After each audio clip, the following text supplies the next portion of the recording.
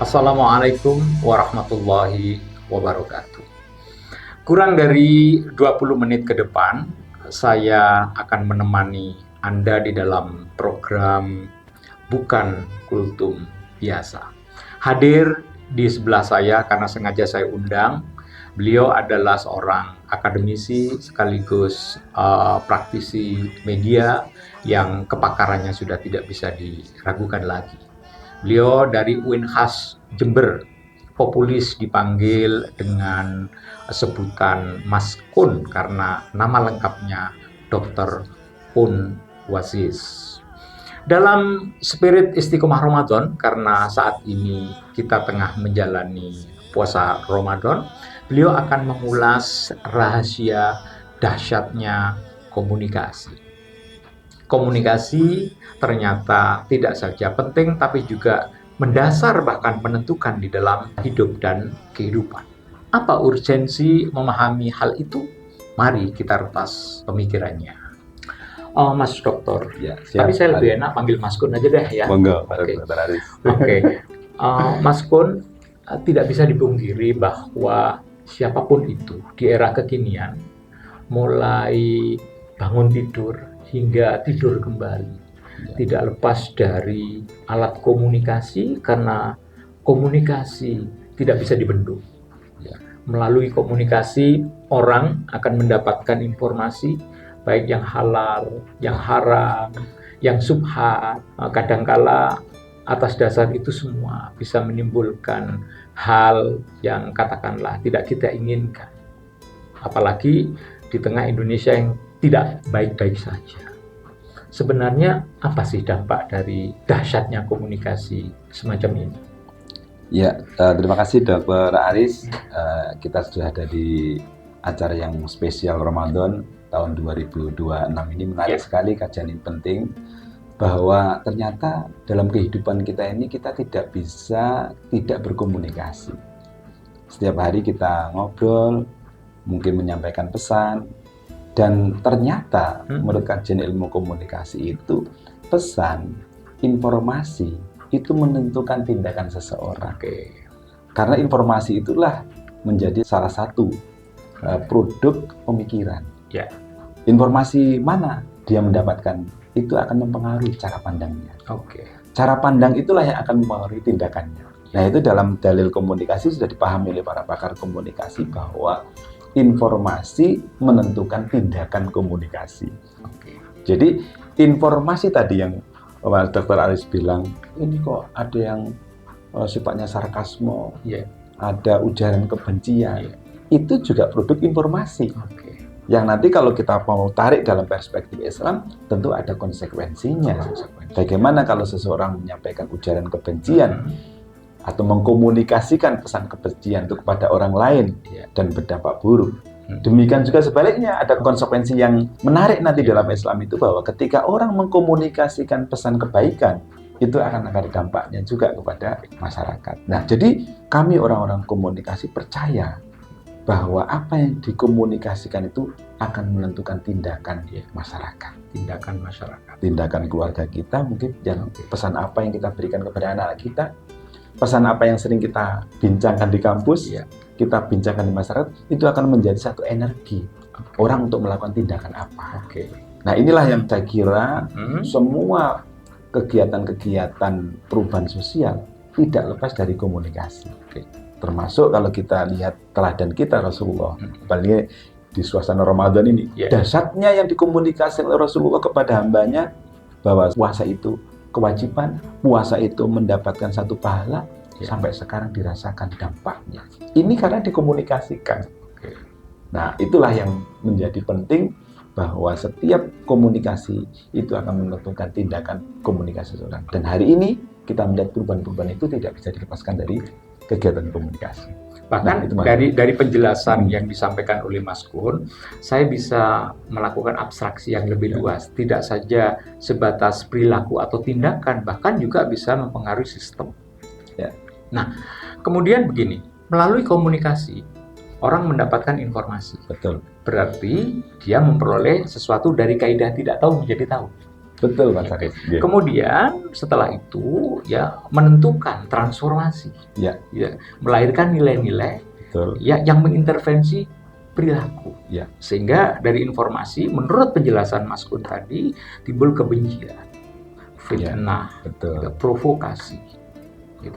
Tapi sisi lain juga bisa melahirkan keinsafan pribadi sebagai rem perilaku. Bahkan di dalam dunia penegakan hukum, karena saya orang hukum, itu ada ujaran no viral, no justice. Dan itu sangat berpengaruh terhadap dunia penegakan hukum. Ya. Bagaimana Mas Kun melihat ini? Ya, itu tadi benar yang disampaikan oleh Dr. Aris bahwa no viral, no justice. Ya. Itu betul. Kasus-kasus yang muncul, kalau nggak diviralkan, kok nggak ditindaklanjuti? Yes. Nah, sementara kasus-kasus yang mungkin barangkali tidak pernah viral, biasa-biasa saja. Biasa-biasa saja. Ini menegaskan tadi pertanyaan Mas Dr. Aris bahwa betapa dahsyatnya komunikasi yang kebetulan ini diviralkan melalui sebuah perangkat komunikasi. Artinya apa? Bahwa masyarakat kemudian melihat komunikasi melalui media tadi menjadi penting. Viralisasi itu menjadi penting karena dapat mempengaruhi penegak hukum, dapat mempengaruhi sistem yang ada di dalam hukum kita. Nanti kalau ini tidak saya tindak lanjuti, masyarakat khawatir tidak percaya kepada penegak hukum. Benar. Kenapa? Kadung viral. Nah, ini sebenarnya dari logika komunikasi dibenarkan, Mas Haris. Kenapa? Karena masyarakat ketika sudah mendapatkan referensi dari sebuah fenomena, yang fenomena tadi sebetulnya adalah pengetahuan. Saya di Jakarta tidak tahu kasus yang ada di Sumatera. Tapi karena diviralkan, saya akhirnya bisa bercerita banyak. Nah, ini dalam konteks teoritis sebenarnya. Ini masuk di efek komunikasi yang pertama, yaitu efek kognitif. Efek kognitif. Jadi ketika orang menyampaikan pesan, itu akan terbangun satu pengetahuan tertentu. Tadi yang betul Mas Dr. Aris menyebut dari tidak tahu menjadi tahu. Nah, ketika proses pengetahuan ini berangsur-angsur secara terus-menerus berlangsung dalam posisi viral dan kemudian mengendap dalam benak khalayak yang lebih luas, maka di situ akan terjadi pengetahuan yang secara masif. Oh, ternyata ini dianggap sepele. Penegak hukum itu kok tidak tegas. Nah, ini dalam konteks komunikasi, kalau ini direspon oleh penegak hukum, dia juga khawatir. Masyarakat kok sekarang sudah berani. Bahkan mohon maaf, Mas Haris tadi yang sebutkan, ujaran-ujarannya kadang-kadang sarkasme. Ngomong-ngomong yang lebih sadis terhadap. Nah, otomatis apa?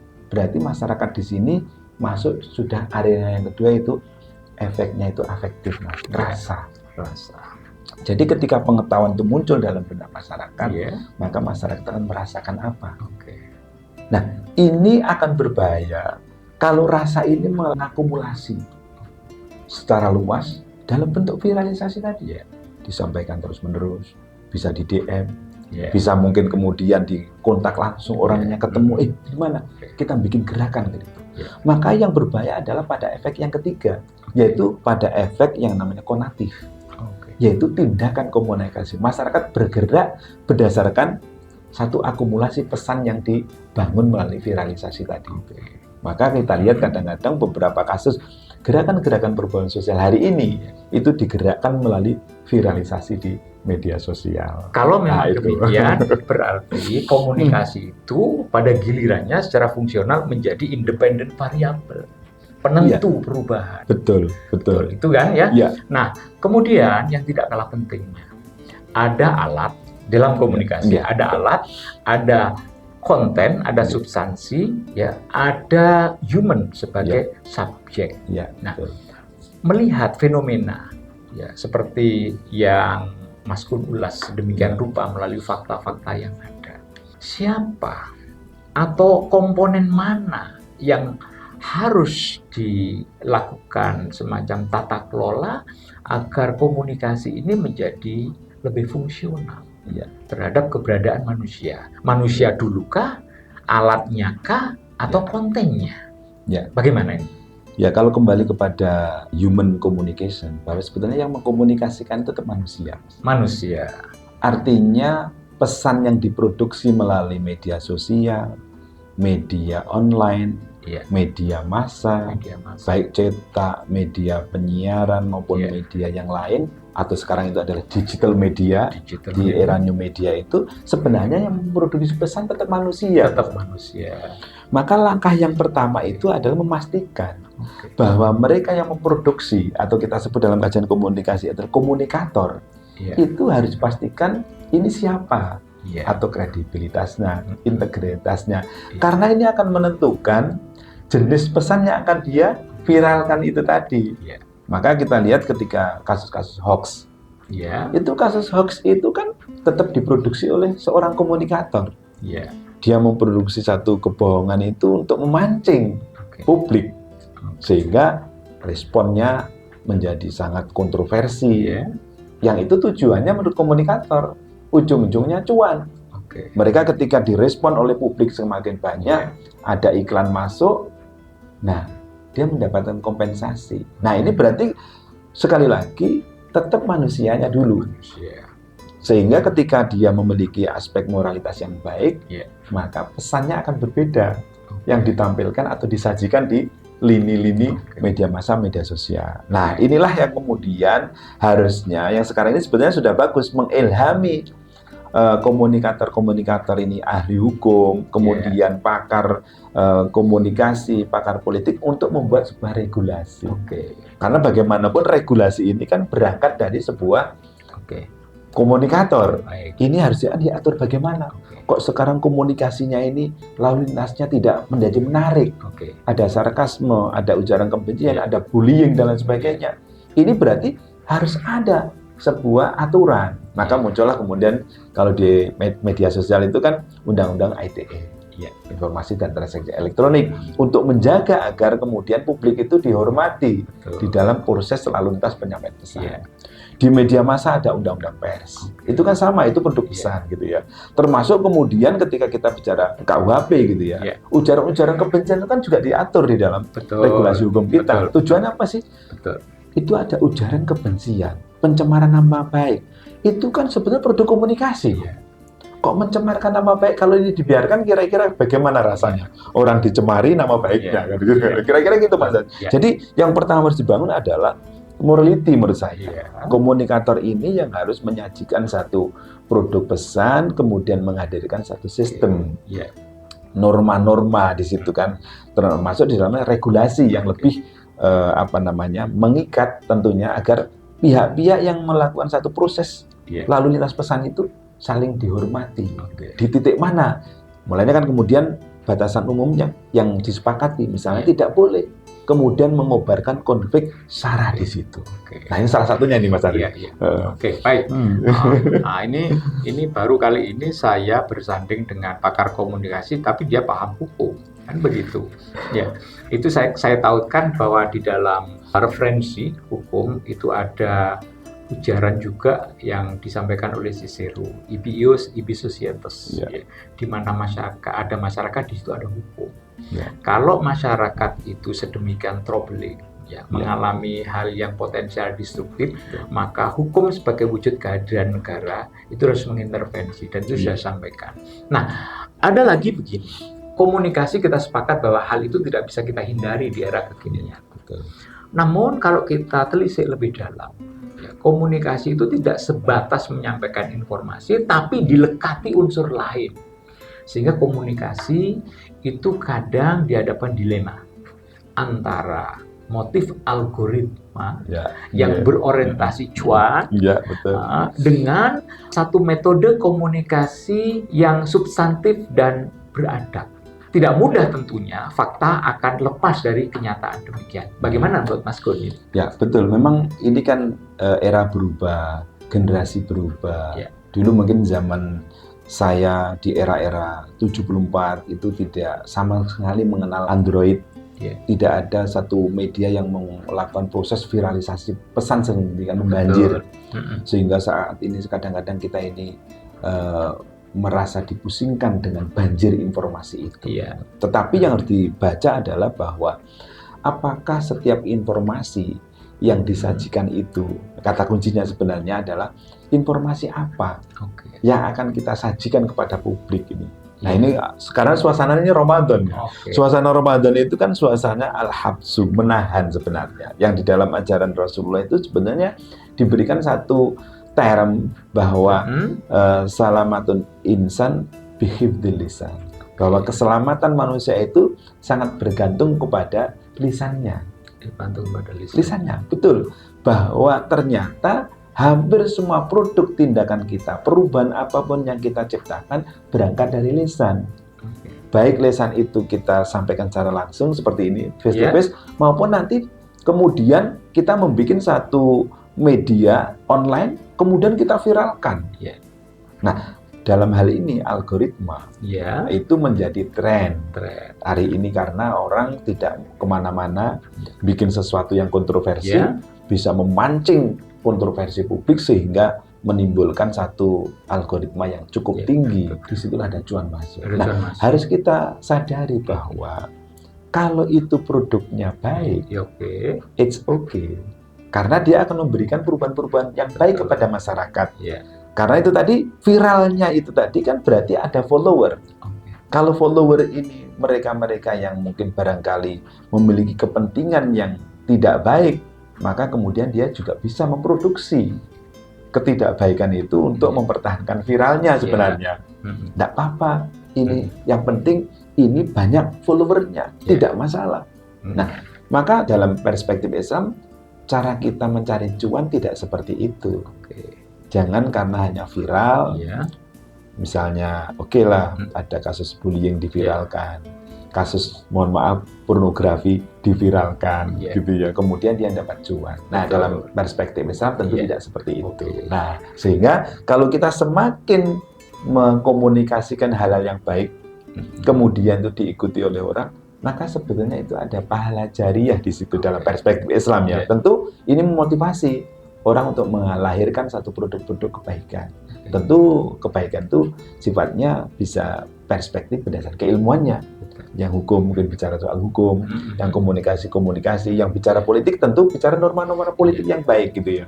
Nah, kira-kira seperti itu, Mas Aris. Jadi kita sebenarnya dihadapkan satu ujian hari ini. Apakah kita ingin juga bermain di algoritma tanpa mengabaikan nilai-nilai yang baik, atau kita tetap bertahan walaupun mungkin follower kita itu belum banyak, tetapi ini akan dicatat sebagai produk yang baik. Nah, itu kira-kira cara melihatnya seperti itu, Mas Aris. Ulasan yang terakhir ini sebenarnya sebenarnya menggelitik saya. Saya akademisi, otomatis on the track di bidang nilai-nilai. Tapi saya juga owner dari YouTube ini, dari channel ini, sehingga saya tidak bisa jujur saya sampaikan tidak berorientasi cuan pada giliran. Sehingga keberadaan Mas Kur hari ini sebenarnya memberikan rambu-rambu. Cuan siapapun butuh, tetapi bagaimana komunikasi yang arif dan bijak itu jauh lebih mengedepan.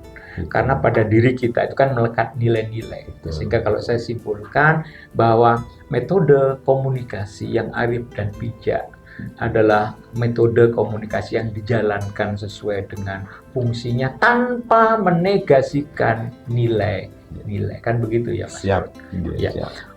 Sekarang sebagai the last question, bagaimana Mas Kun memberikan closing statement? Kita tidak usah berbicara terlalu meluas lah. Kita kembali ke human centris pada diri kita. Bagaimana seharusnya berkomunikasi yang arif dan bijak, dan itu bersandar pada spiritualitas Islam karena sekarang bulan Ramadan, sehingga selektivitas kita jalan, puasa kita tetap istiqomah. Gimana, Mas? Terima kasih Pak Dr. Aris. Ini yang kata kunci sebenarnya. Mulai dalam Islam itu ada rambu-rambu beberapa prinsip yang bisa kita gunakan sebagai acuan bagaimana kita berkomunikasi.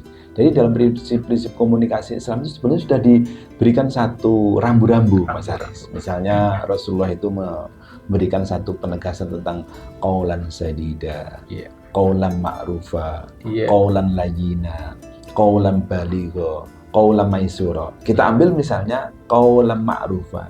Iya. Bahwa sebelum kita menyampaikan pesan, kita harus pikirkan dulu. Apakah pesan ini pesan yang baik atau tidak. Nah, ini menunjukkan bahwa pengaruh pesan itu akan memiliki dampak terhadap satu persepsi masyarakat.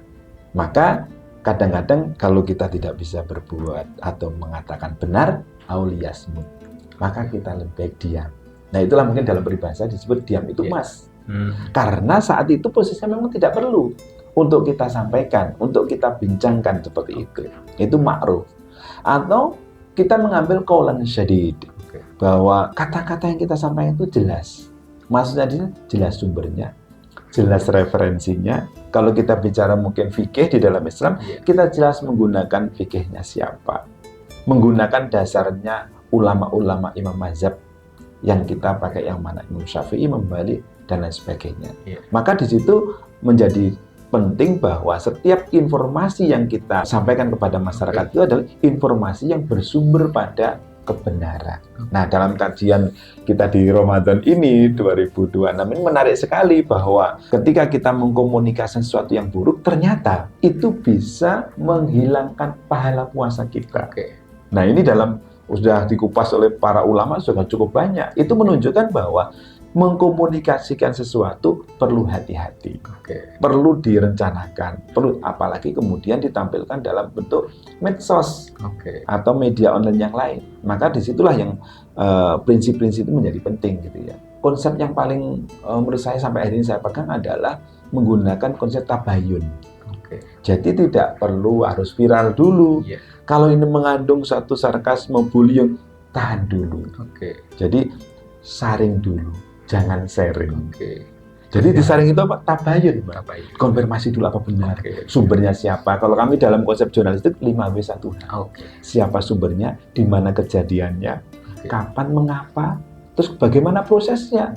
Sehingga tidak tiba-tiba kadang-kadang hanya viral, ini karena musim hujan, video lama ditampilkan, awas hati-hati, kawasan ini sedang terjadi banjir. Padahal tahun lalu menimbulkan kecemasan. Dan yang tabayun ini mungkin kalau boleh kita simpelkan dengan kata-kata yang paling mudah itu, tabayun itu dengan model CCTV. Cek, cermati, teliti, verifikasi. Itu tabayun. Konsep tabayun itu betul-betul memastikan sumber ini bukan sumber yang ecek-ecek, sumber yang benar. Sehingga nanti kita menyampaikan itu dapat dipertanggungjawabkan. Nah, itu kata kunci di situ mungkin tabayun tadi, Mas. Jadi spektrum komunikasi, spektrum ilmu komunikasi atas diksi tabayun itu masuk secara teknis sebenarnya. Betul, Mas Ari. Baik, Mas Dr. Kun Waziz saya banyak mendapatkan nilai tambah pribadi atas materi yang Mas Kun sampaikan. Pemerhati, sahabat, dimanapun berada, demikian bincang saya dengan Mas Dr. Kun Waziz, akademisi dan pakar komunikasi yang bicara soal dahsyatnya komunikasi. Semoga di bulan Ramadan ini kita tetap istiqomah menjalankan puasa. Dengan segala keterbatasan saya sampaikan terima kasih, mohon maaf. Wassalamualaikum warahmatullahi wabarakatuh. Waalaikumsalam warahmatullahi wabarakatuh. Terima kasih, Mas Ari. Sama-sama.